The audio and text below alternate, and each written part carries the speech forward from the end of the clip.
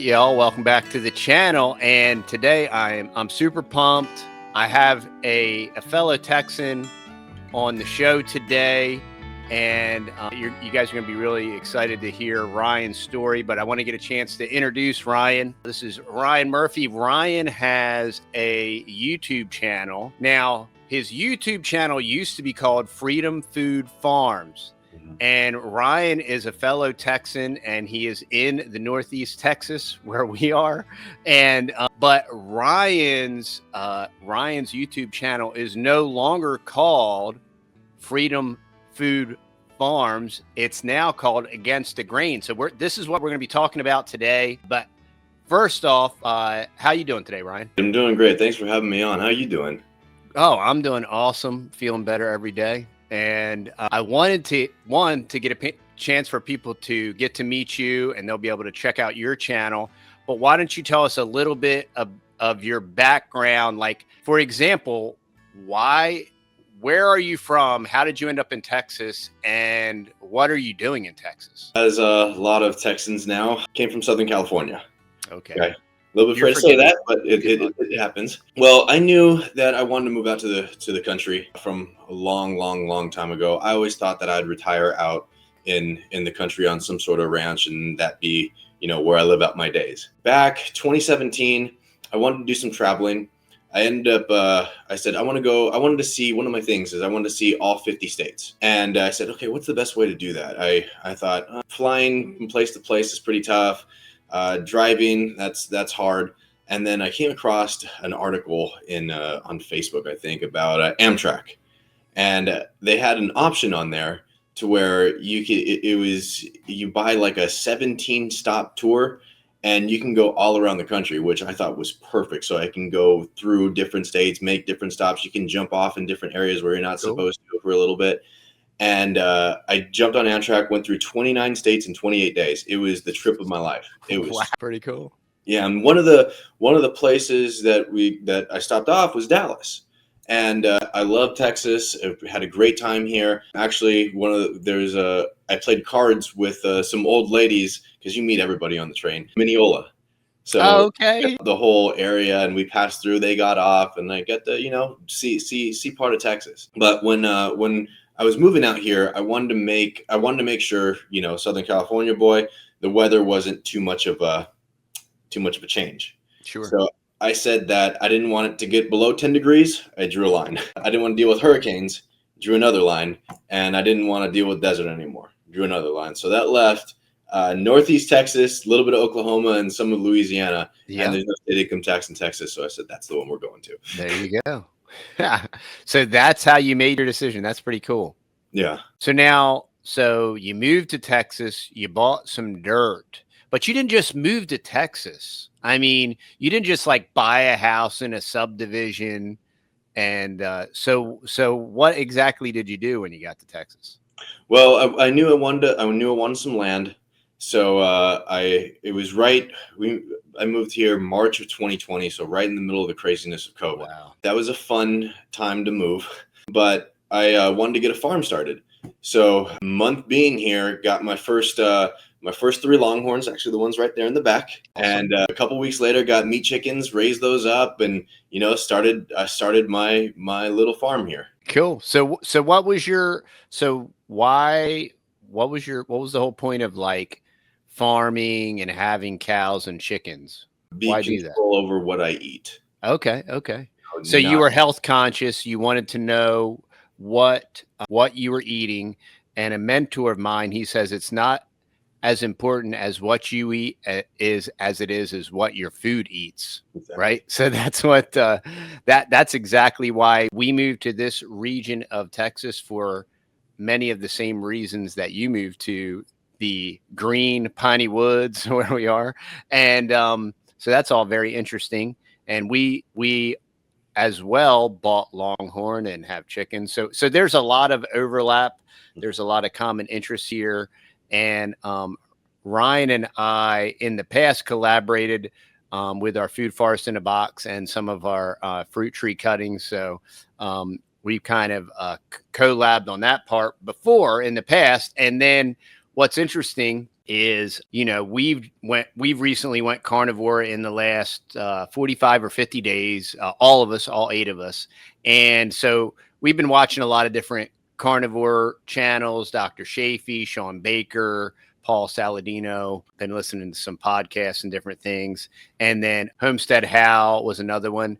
And because we're looking at these kind of videos, this Against the Grain pops up. And I'm like, Against the Grain. I'm like, I've never seen this channel before, but I'll tell you what, the guy on the thumbnail looks really familiar, but he doesn't look the same. He looks different. So tell us what happened. Tell us your whole journey as far as why did you decide to make this change in diet and what that has done for you. Well, back end of last year, I started seeing a lot about the carnivore diet. I've heard about it before, but started seeing more and more and more about it. And at first, I thought it was a little bit extreme. Actually, a lot of extreme. I thought, you got to have a balance of what you eat and what you put in your body. Then I remember specifically, it was December 2nd of 2022 that I looked at myself in the mirror. I jumped on the scale and I saw a number that I'd never seen before. It was 286.6. And I went, wow. No way. I thought I carried it okay, but obviously not. I looked terrible. And I knew that a change needed to be made. So I'm not one for salads. I don't really like doing the whole veggie thing. I don't cook very much. I'm not a good cook at all. And that's what made me go, I can grill up a steak. I can cook meat every day. That's not so bad. That's pretty easy. And, I don't have a lot of time. So I want to be as efficient as possible. So I like meat. So I didn't do too much research into it, and I made some mistakes along the way. First off, I didn't take electrolytes at all in the beginning, and I was eating a lot of in the first few weeks, I was eating a lot of New York strip, which doesn't have a lot of fat on it. Yeah. So the first 2 weeks, I felt terrible.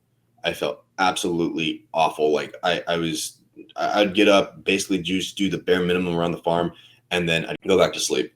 And it was hard. It was really, really hard. But after 2 weeks, a light bulb switched, and it went from night and day to where I have too much energy now. I can't stop moving. I need to be doing something. If I'm sitting still, I feel weird. And in less than 7 months, so from December 2nd to it was June 20th is officially the day that I lost 100 pounds. Wow. So now wait a minute. So you heard about carnivore. You initially thought it was extreme. So what's the straw that broke the camel's back that said, this seems crazy. It sounds extreme. This isn't a balanced, healthy diet. So what was it that said, what could it possibly hurt? Let's give this a try. That's basically it. I said, I'm willing to try anything as long as it doesn't kill me. And it's just, let's see how this goes. I think it was a lot because the efficiency and me not knowing how to cook and not knowing how to do all the different spices and, do all this stuff. I knew how to grill meat. And I went, if that's healthy for you, this makes it real easy for me. This makes it, probably cheaper than trying to go buy a whole bunch of other, other healthy foods, if you want to call it. And it's just convenience and my taste. And you're raising your own food. Exactly. And I said, you know what? I've tried to grow a garden every year, but what happens is it gets really hot and I get really busy. Yeah. And it's hard for me to try and maintain that. Yeah. So I'm like, you know what? If I could survive off of my own food in the back, I'm good on that. That'd be great. I don't have to go to the grocery store. I can just go to one of my freezers and, I'm self-sufficient here. Yeah, that's exactly. And, that was the same conclusion we came to.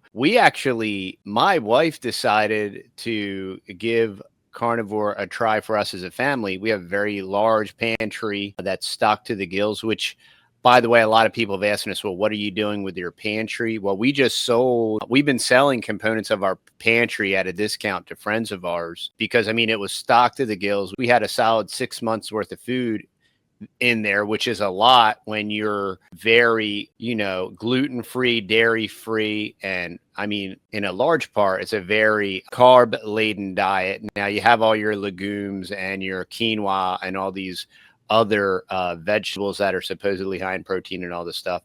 But when she decided, hey, you know what? This is very non-complicated.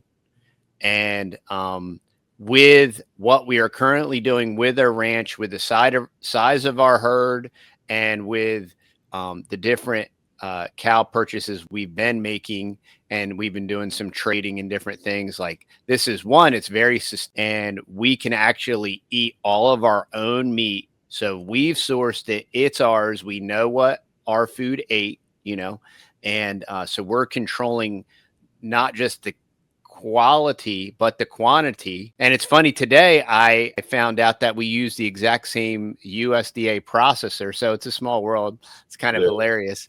And and then we found this processor that would actually get us in less than a year. So that dramatically changed a lot of things for us as well, because for anybody in at least this area, and in other parts of the country, I hear a lot of people talking about it, where processing times are 6 months to a year out. That's kind of expensive. Yeah, and very expensive. And that's very challenging when you're thinking like, I got to restock the freezer. And so that was very similar reasons why we made the same change. And it was the same thing with the garden. We've grown a garden every year, rather unsuccessfully. Our best year was when we did large hugelculture raised beds, and they did great. But when we try to scale, we're a family of 8, and we're thinking like, not plan for the worst, hope for the best. So obviously, well, let's max we can store and can. Well, the garden would always start out great, and then when the heat would hit, it would fizzle, and we couldn't water it enough. And then what's really interesting is we went to the Exit and Build Land Summit, and we learned about the mitt lighter gardening method. And so we just developed a mitt lighter system that was going very well, but we made this change to carnivore, right? So, but it was for all the same reasons. And then when you start thinking about the simplicity of carnivore, the simplicity of the preparation, the simplicity of the planning, the simplicity of the storage, and we have multiple generators. So we have a triple redundancy backup because we have 7 freezers that are full of meat, so we want to be prepared on that aspect. But other than that, I mean, we no longer have this enormous pantry stacked to the sky. And it's real interesting when, one of our friends today, they stopped by and they were like, well, so you're just eating meat, and I'm like, well, yeah. And then my wife said, well, we have our own honey, and we have, 400 fruit trees. So when these trees are in season, we'll eat the seasonal fruit. But yeah, other than that, yeah, we eat meat, and he said, oh, well, good. At least you'll get some vitamins when you eat the fruit or whatever. But, it's kind of funny. And I can totally relate, and you can relate. These people are ill, they're sickly, they're either malnourished or they're overnourished, when it comes to carb intake. Most of them have hypertension, or, for vegetarian and vegan people that I know, most of them are malnourished. A lot of them are scrawny and sickly and everything. But yeah, that's really neat. So you're roughly 6.5 months in, and you're down 100 pounds. Yeah, 100 pounds. Okay, but now what about the long-term side effects of this? Like, how do you know that you're not just slowly damaging yourself? Now, you got lots of energy, you feel great, you're at an optimal body weight, and you have enormous amounts of excess energy. But what if one day you just drop dead? I don't see that happening. Happens, you know what? If that happens, I felt great doing it. But didn't you recently get some blood work done? Yeah, I just turned 30, which was scary for me. But I said, I'm going to get a life insurance policy just because I can get a really high policy at a really, really low rate. Yep. So as soon as you go over, I think, $500,000 in policy, it triggers a blood work and urine work and everything. So it was the first blood test that I think I had done since I was like 7 years old, because I don't go to doctors. Yes. Yeah. They took my blood. I got the results back. Literally everything is perfect or more than perfect. Yeah, that's great. I saw your video on your blood work, and another interesting overlap is right before we started carnivore, I got a large whole life policy because we're implementing some estate planning stuff and what's called private family banking. And so I had gotten my blood work done. Now this was before I was carnivore, and all of my whole blood panel was great, even my A1C and everything. The only thing that was off on mine was my LDL and HDL. And, you know, I was closer to the higher side, but they monkey with that high side number on LDL and all that stuff. But I can almost guarantee now that I've been meat only, like all my cholesterol numbers, just like yours, are going to be back down into that normal zone now that I'm getting a lot of the high fat and the no carbs. It just brings that all into balance.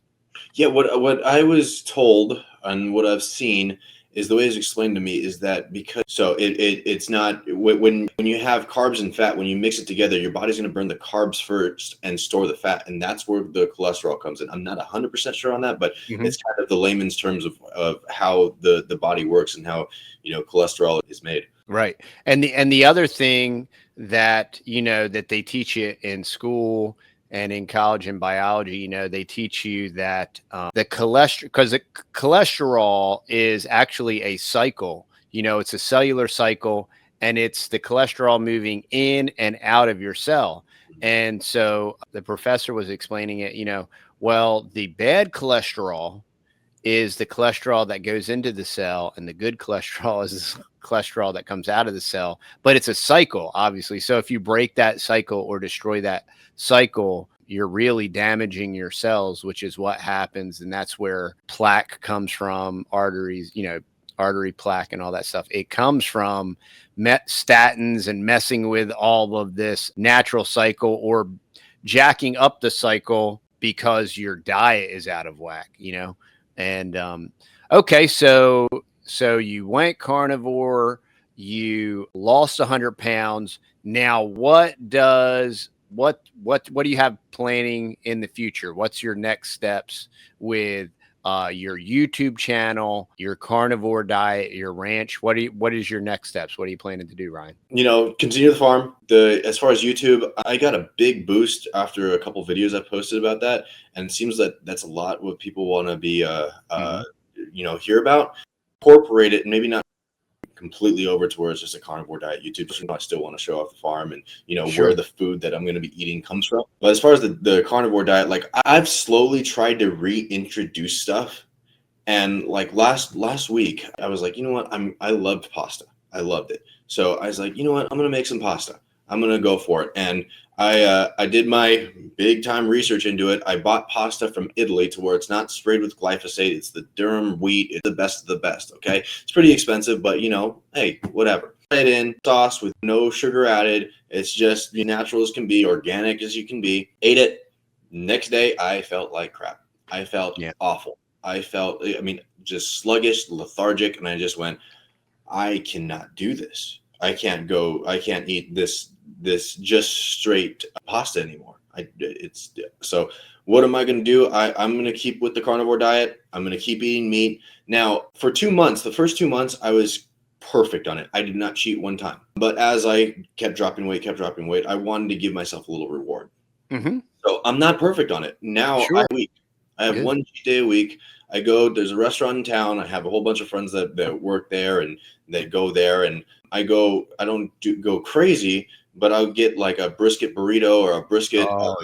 And you know, full of protein, little bit of carbs with the tortilla. And you know, little cilantro, maybe some of that awesome cheese that they put on it. Light on the cheese, and you know, garnish and sauces that I try not to go too heavy on. Right. Yeah. But you know, I can still get my taste. And I think that's one of the greatest advantages. You know, me and my wife were just talking about this today. I think one of the greatest advantages of the carnivore diet is you feel so terrible if you like for example, we had a birthday or something, so they wanted to get ice cream, and so I had like a small bowl of ice cream. Now it didn't make me feel bad at all, but I slept terrible. I slept, you know, you go from like sleeping in a coma and being awakened by your alarm, which was never the case for me, man. I would I would always wake up 4 or 5 or 6 times a night. And a lot of times somewhere around 3 o'clock, I would be awake for an hour. And that was like very normal for me. I just never could sleep good. I haven't been able to sleep good since college.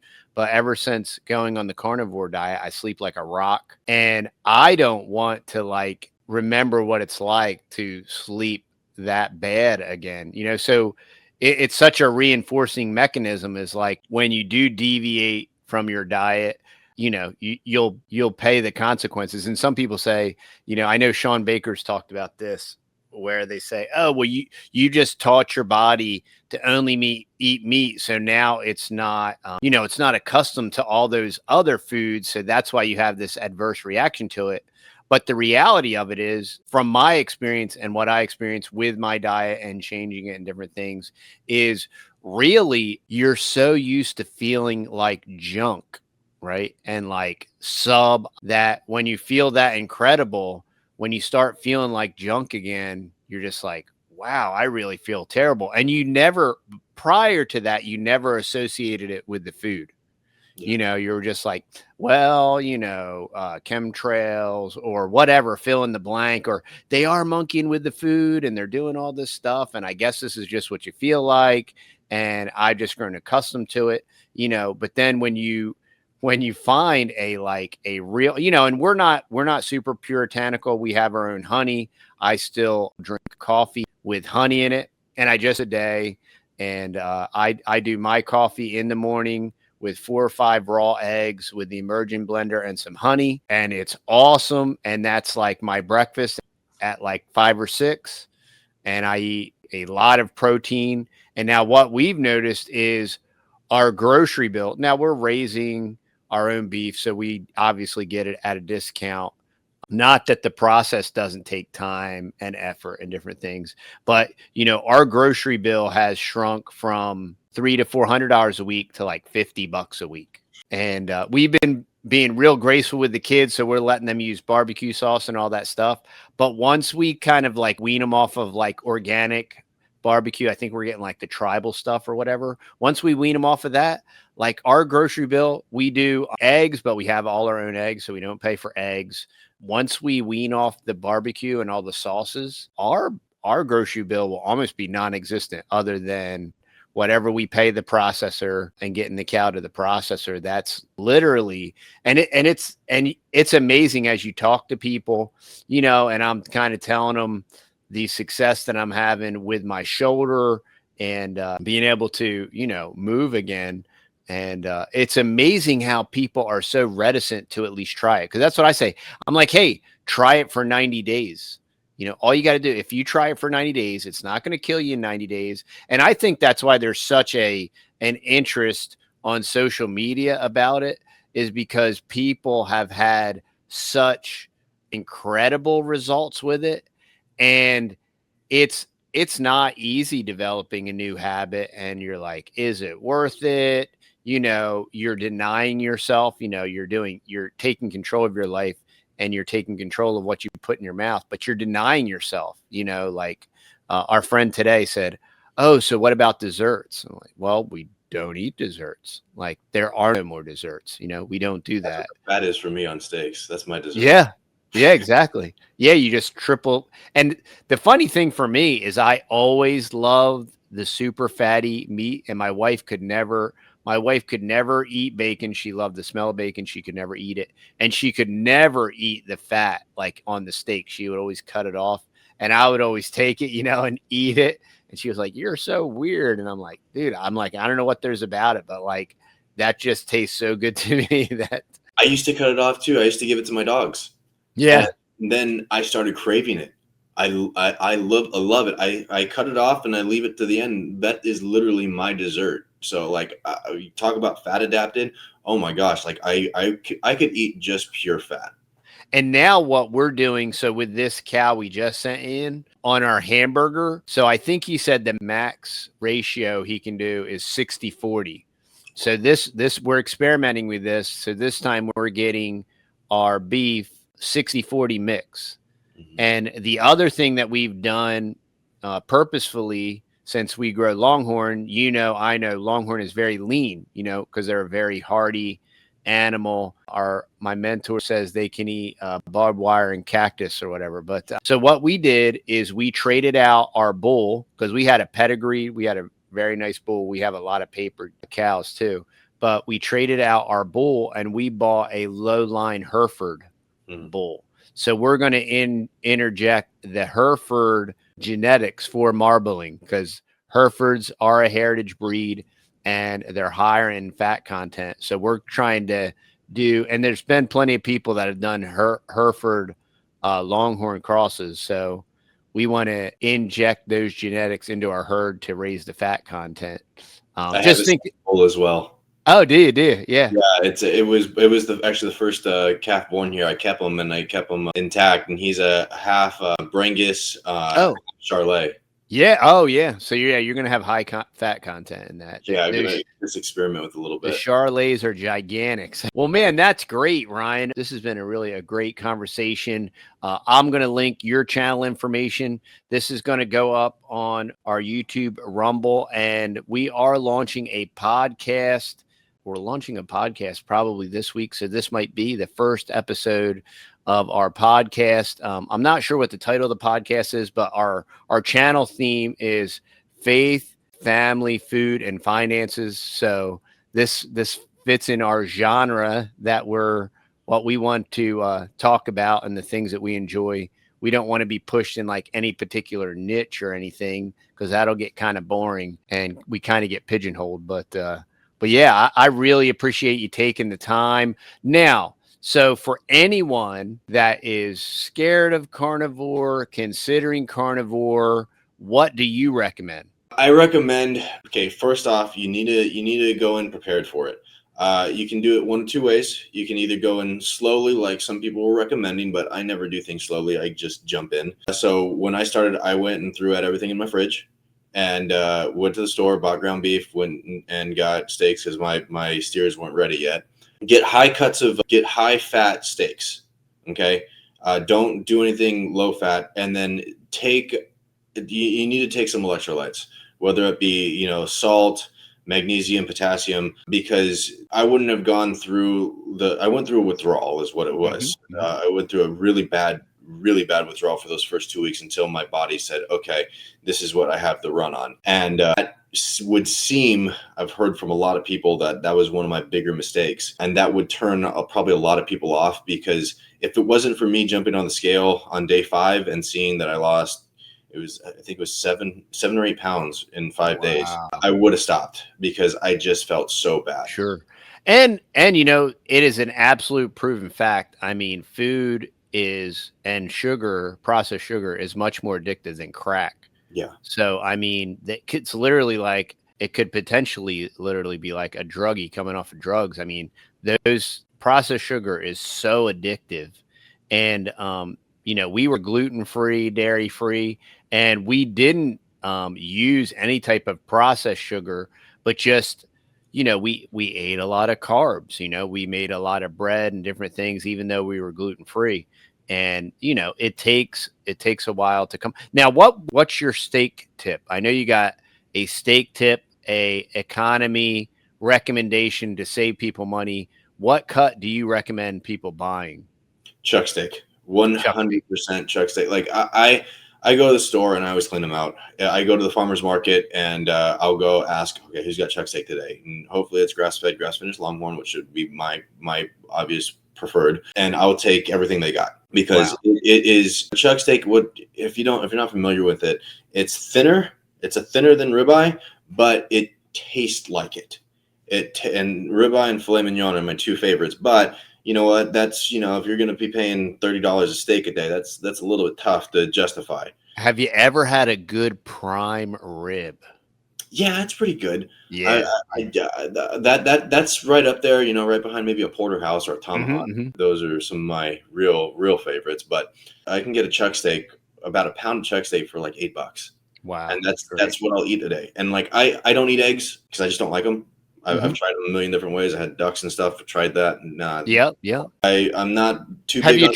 Have you tried eggs since going carnivore? Yes, but in the very beginning, I had a couple Okay. bites. I have a friend that is a very good cook, and she tried making them, and she said, "No, you're gonna like them. You're gonna like them." Put a lot of butter in it. Tried it. No dice, huh?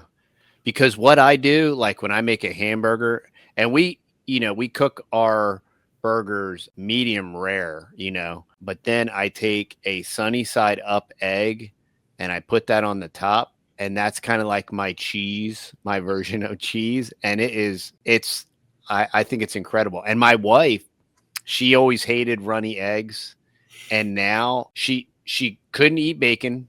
Now she can eat bacon, and she always hated runny eggs, and now she does the sunny side up eggs on top of her burger, or we use it as a topping for any meat. So like what I'm eating tonight is like there's a little bit of pork roast in there, a hamburger, ground beef, and then like 4 or 5 sunny side up eggs on top.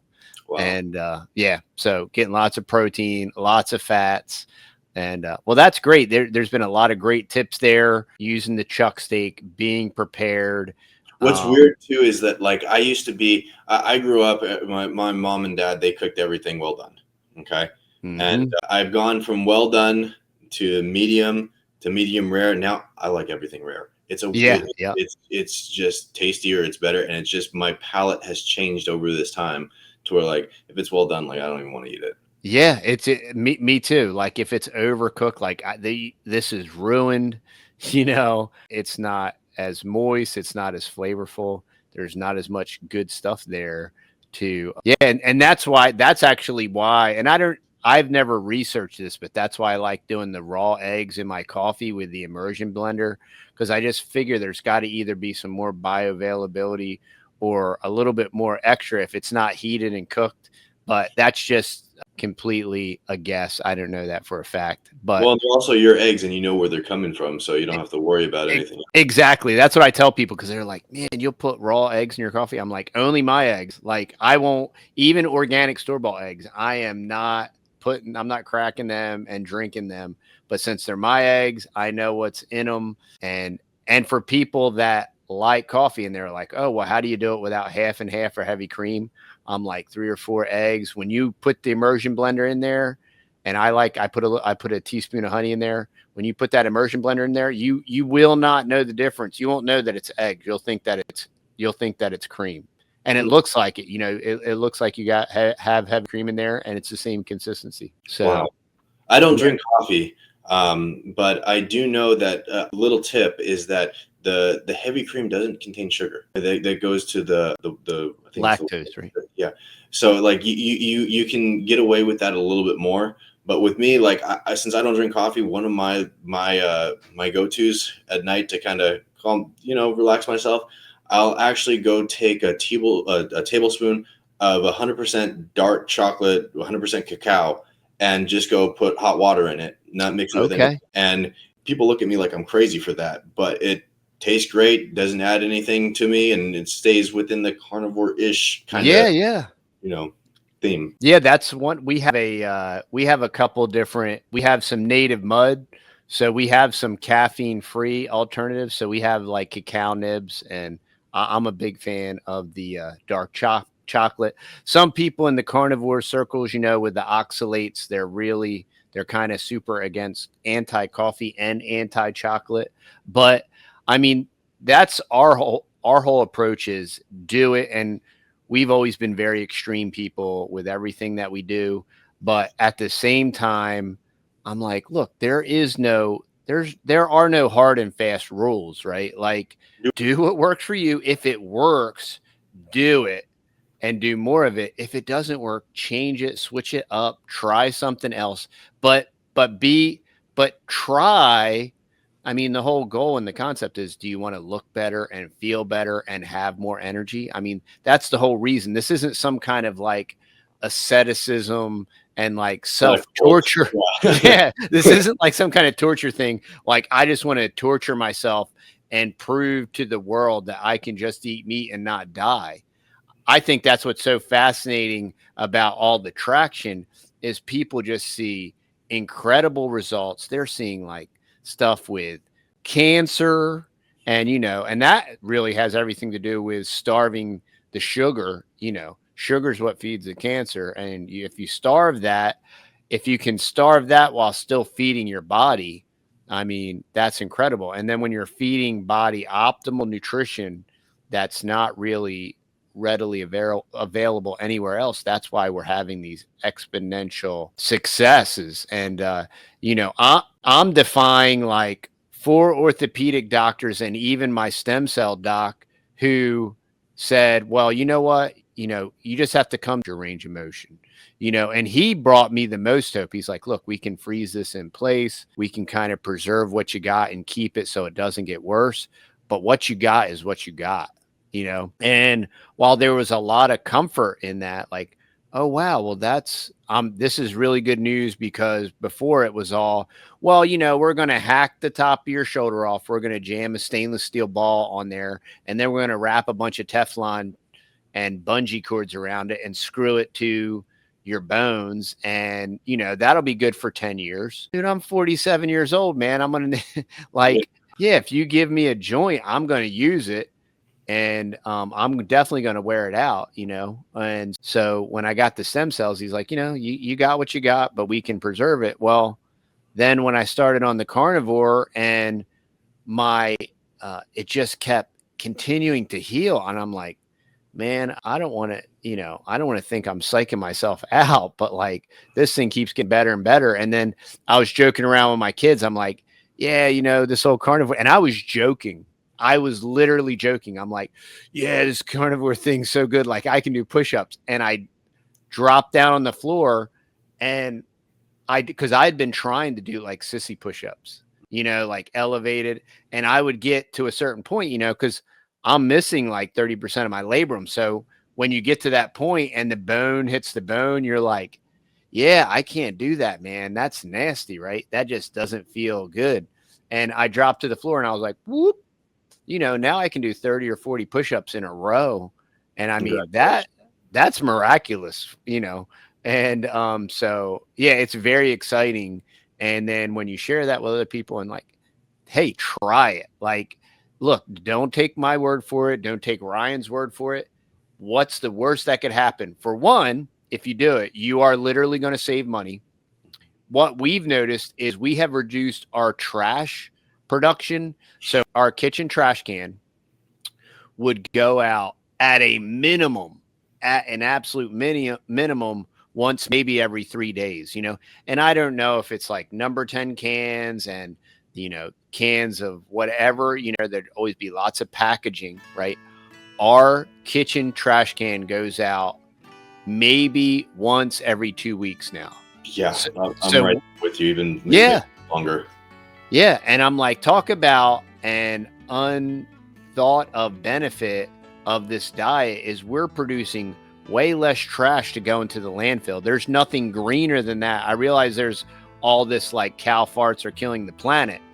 But when you take into consideration the lack of waste that you're producing from all these packaged foods, right? It's these packages that are really part of the problem, right? They're what's infecting the food and different things. And now we're eliminating the package and eliminating the food. It's really a win-win, no-lose scenario. But I appreciate you taking the time, Ryan. I'm looking really forward to seeing what you're going to do with your channel. We are probably, now that I can move around a little bit and I know that my neck and back isn't destroyed and I can move, we're talking about maybe playing some pickleball. And I know that you have an affinity to pickleball. I'm going over after this. So maybe what we'll have to do is set up a time. I used to be a real big tennis player in high school and different things. And this pickleball phenomenon has kind of picked up, and I want to look into pickleball. So maybe once I get my chops, my pickleball game up, maybe I'll hit you up and we could play a game of pickleball. Oh, that'd be great. All right, man. Well, I appreciate you hanging out with us today. And I want to thank everybody for watching. This is a value for value proposition. If you do enjoy the content we put out, the interviews we bring you, please go over to TheTexasBoys.com and check out whether maybe it's some cool merch. if you want a t-shirt, or you want to check out our coffees, teas, some native mud. We also have CBD and lion's mane infused. That's all micro roasted, locally roasted. And when you order it, we order it and get it roasted for you and then ship it to you so it's fresh. And thanks everybody for watching. Y'all have a great